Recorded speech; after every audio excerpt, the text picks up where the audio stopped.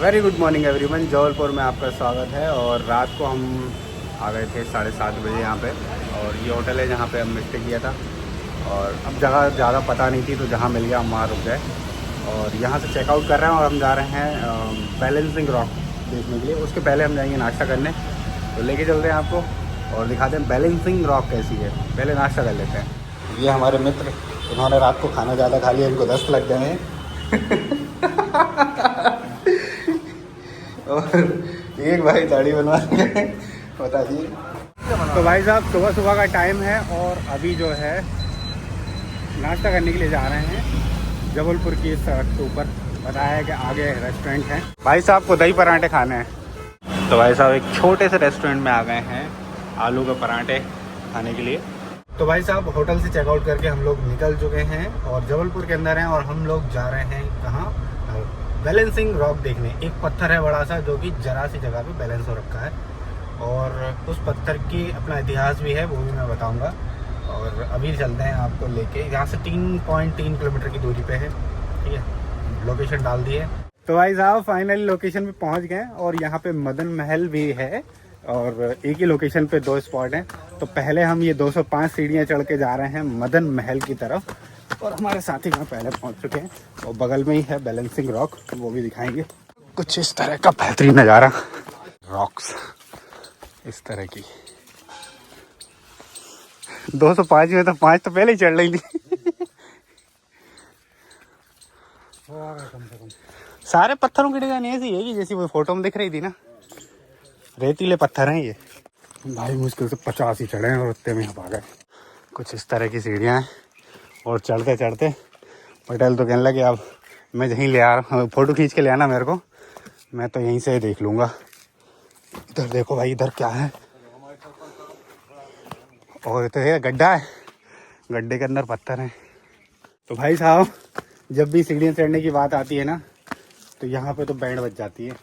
एक तो बहुत बड़ी बड़ी सीढ़ियाँ हैं, और आधी तो आ गए होंगे यार, 205 हैं, ग्रीन ही कितनी आ गए। पत्थरों का डिज़ाइन बहुत बढ़िया है वैसे। तो फाइनली भाई साहब ये आ गया है मदन महल, और रास्ते में कुछ बच्चे मिले थे, कह रहे थे ताला लगा हुआ, तो बांस के पेड़ बहुत हैं यहाँ पे, देखो। वही यहाँ पे केंद्रीय संरक्षित स्मारक मदन महल, ड्रोन उड़ाना पूर्णतः मना है, प्री वेडिंग शूट वीडियो बनाना मना है, भोजन करना एवं गंदगी फैलाना भी मना है। आदेशानुसार भारतीय पुरातत्व सर्वेक्षण जबलपुर और केंद्रीय संरक्षित स्मारक मदन महल सूर्योदय से सायंकाल तक खुला रहता है।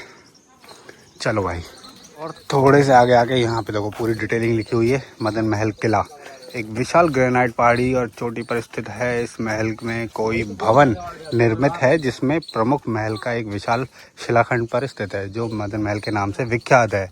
इस महल का पूर्वी भाग विशाल शिलाखंड पर स्थित है तथा पश्चिमी भाग छोटे छोटे शिलाखंडों पर आश्रित है। यह महल चूना पत्थर, लखोरी ईंटों आदि के संयोग से निर्मित है, जो कि गौंड कला की पराकाष्ठा को प्रस्तुत करता है। इस महल के कुछ भागों पर आज भी प्राचीन चूने के पलस्तर दिखाई देते हैं। यह महल चारों ओर वनों और प्राकृतिक पहाड़ियों, परकोटों व बुर्जों आदि से सुरक्षित है। इस महल के आसपास के क्षेत्र में कई प्राकृतिक जलाशय निर्मित हैं, जो महल के निर्माण की दूरदर्शिता को प्रदर्शित करते हैं। महल के परिसर में अस्तबल, युद्ध कक्ष, बावड़ी आदि स्थित है। वर्तमान और अस्तबल के मध्य में ही प्राचीन प्रमुख द्वार निर्मित है, जिसके दोनों ओर झरोखे व अवशेष आले आज भी दिखाई देते हैं।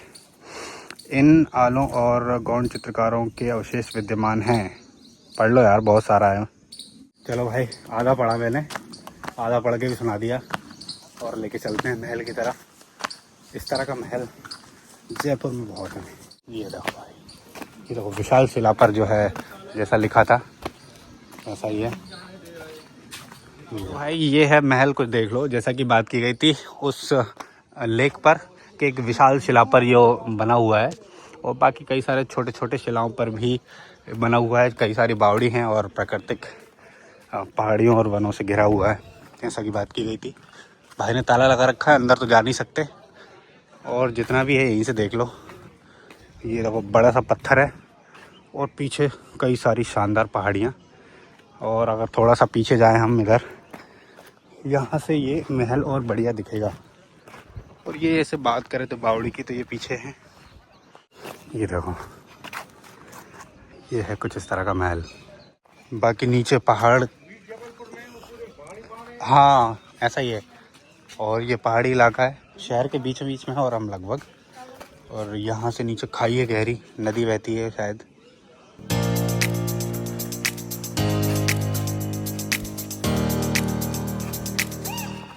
ये देखो भाई,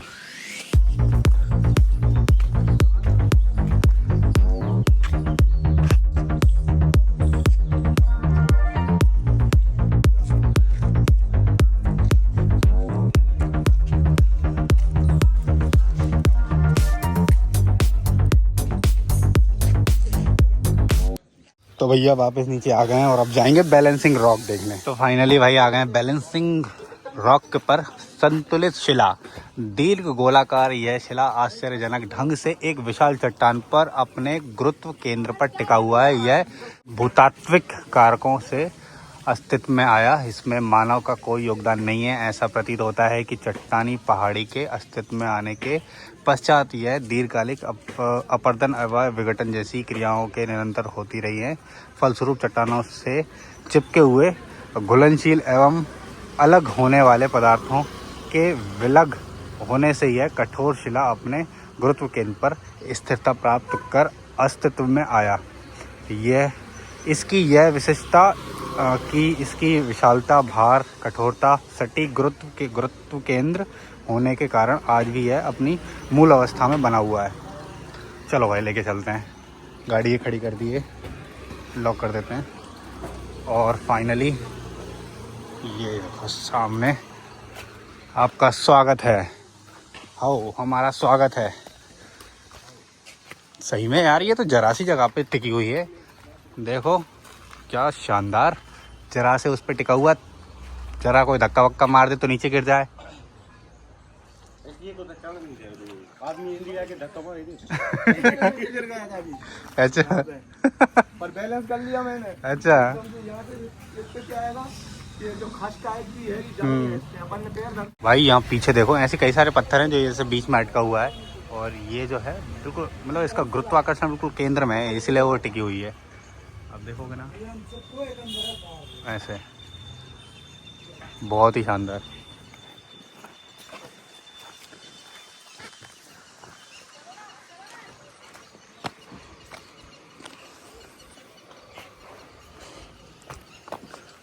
इस तरफ से देखोगे तो यहाँ भी बिल्कुल जरा सी जगह दिख रही है जिसमें एक टिका हुआ है। देखो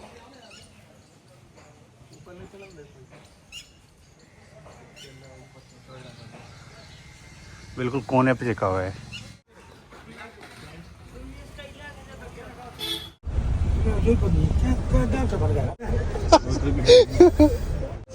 सरपंच आपको रंगा दिए। बैठो ना यार, क्या कर रहे हो?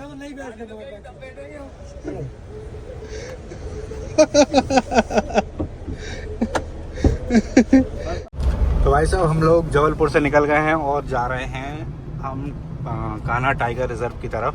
और यहाँ पर रास्ते देखो, पहाड़ काट के बनाए गए हैं, कितने सुंदर लग रहे हैं। पहाड़ में से पानी भी आ रहा है, सिंगल रास्ता है।